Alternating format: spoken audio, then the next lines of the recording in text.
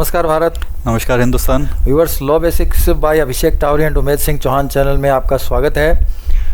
हर बार की तरह आज एक फिर टॉपिक लेकर आए हैं। कोई प्रॉपर्टी है और उस पर मुकदमा चल रहा है, प्रॉपर्टी चाहे किसी भी पार्टी की हो, सामने वाले की हो, हमारी हो, क्या उसको मुकदमा चलने के दौरान और जब चल रहा है तो क्या उसको ट्रांसफ़र किया जा सकता है, नहीं किया जा सकता, इसी मुद्दे पर आज हम बात करेंगे। किताब भारी भरकम है, मैं हमारे व्यूअर्स को निकाल कर भी दिखाऊंगा, क्यों अभिषेक? दोस्तों, जो प्रॉपर्टी की उम्मीद बात कर रहा है वो प्रॉपर्टी इमूवेबल प्रॉपर्टी की बात अपन कर रहे हैं। जो अचल संपदा है उसकी बात कर रहे हैं अपन। ये किताब है, ये कानून है, ट्रांसफ़र ऑफ प्रॉपर्टी एक्ट, इसी की एक सेक्शन है जिस पर हम बात करेंगे, क्यों अभिषेक? बिल्कुल दोस्तों, ये जो ट्रांसफ़र ऑफ प्रॉपर्टी एक्ट है ये नेशन का एक्ट है, स्टेट वाइज एक्ट नहीं है, ये ऑल ओवर इंडिया पे लागू होने वाला एक्ट है।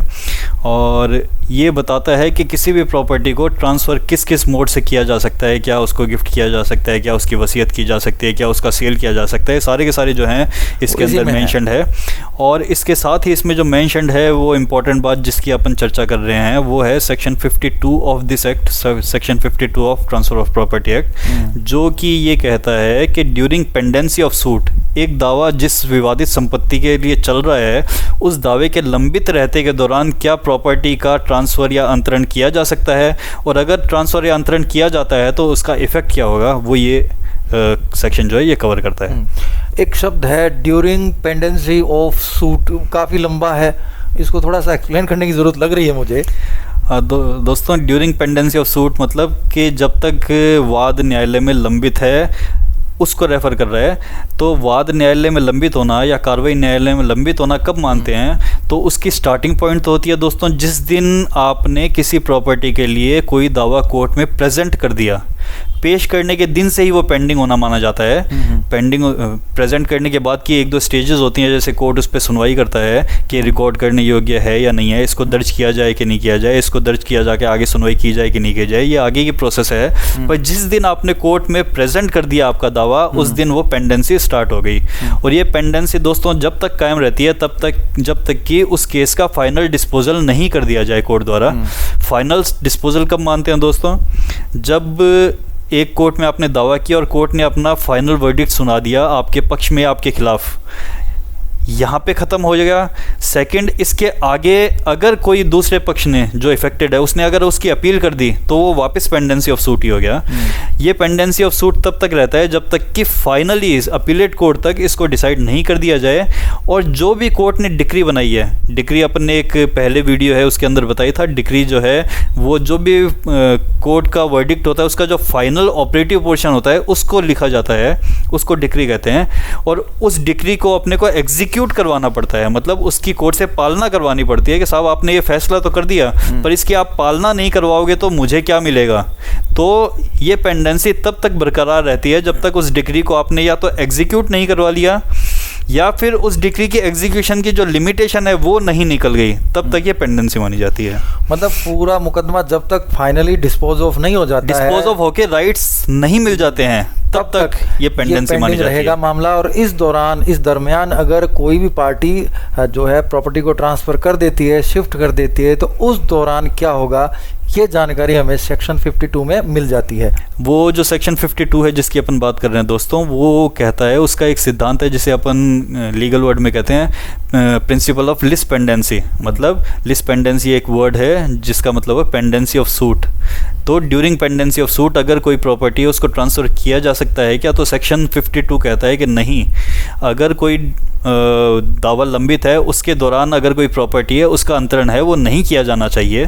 पर साथ में वो ये भी कहता है कि अगर अंतरण कर दिया जाता है, मान लीजिए कोई कोर्ट ने किसी प्रॉपर्टी के ऊपर स्टे नहीं दे रखा है तो अंतरण पे रोक तो है नहीं, ट्रांसफ़र पे रोक न होने के कारण, स्टे न होने के कारण कोई व्यक्ति ये कर सकता है कि उस प्रॉपर्टी को ट्रांसफ़र करके आपके जो राइट्स हैं उनको इफेक्ट करने की कोशिश करे।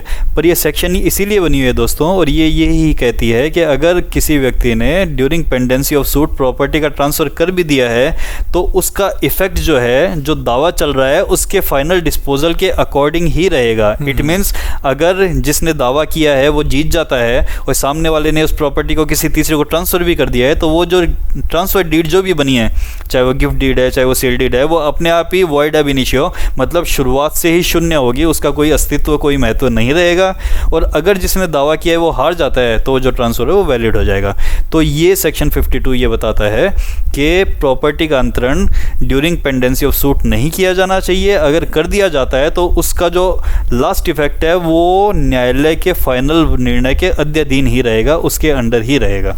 तो ये जानकारी हमारे उन व्यूअर्स के लिए इम्पोर्टेंट है जिनके कोई न कोई मुकदमे चल रहे हैं और जो किसी न किसी प्रॉपर्टी को लेकर हैं और सामने वाला पक्षकार इस बात पर आमादा है कि मैं प्रॉपर्टी को ट्रांसफ़र कर दूं, तो उन लोगों को थोड़ा सा रिलीफ मिल सकता है कि हाँ हमारी उन लोगों को भी मिल सकता है दोस्तों। और एक इम्पॉर्टेंट बात यह है कि बहुत से केसेस ऐसे होते हैं जिसके अंदर आपने किसी भी पक्षकार ने एक दावा किया पर कोर्ट ने स्टे नहीं दिया या आपका कोई ग्राउंड स्टे का नहीं बना, पर फाइनली आप दावा जीत जाते हैं और स्टे नहीं मिलने के कारण कोई बीच में इस प्रॉपर्टी को ट्रांसफ़र कर देता है। तो ऐसी स्थिति में ये जो सेक्शन है या आपको बचाव दिलाती है या आपको बचाती है उस अंतरण से। ये नहीं है कि उस अंतरण को फिर आपको कैंसिल करवाने के लिए कोर्ट में जाना पड़ेगा, ऐसी स्थिति नहीं है, इसीलिए सेक्शन 52 बना हुआ है। तो ये एक इंपॉर्टेंट सेक्शन है दोस्तों, जो आपके लिए, जिनके लिए भी, जिनका दावा किसी इमूवेबल प्रॉपर्टी के लिए चल रहा है, उनके लिए आवश्यक और इम्पोर्टेंट हो सकता है। अभिषेक, एक सवाल और है, मुझे लगता है व्यूअर्स को बताना चाहिए, ये कानून इतना मोटा है, इतना बड़ा है?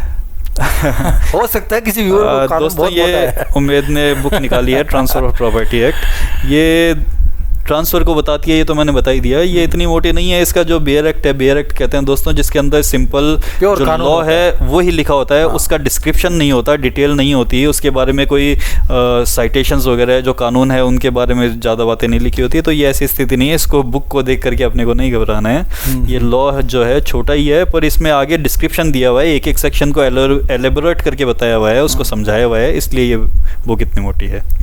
तो आज की जानकारी आपके लिए कैसी रही, हमें अपने कमेंट से ज़रूर बताएं। और आज के अंक से हम दोनों इजाज़त लेना चाहेंगे। नमस्कार। नमस्कार।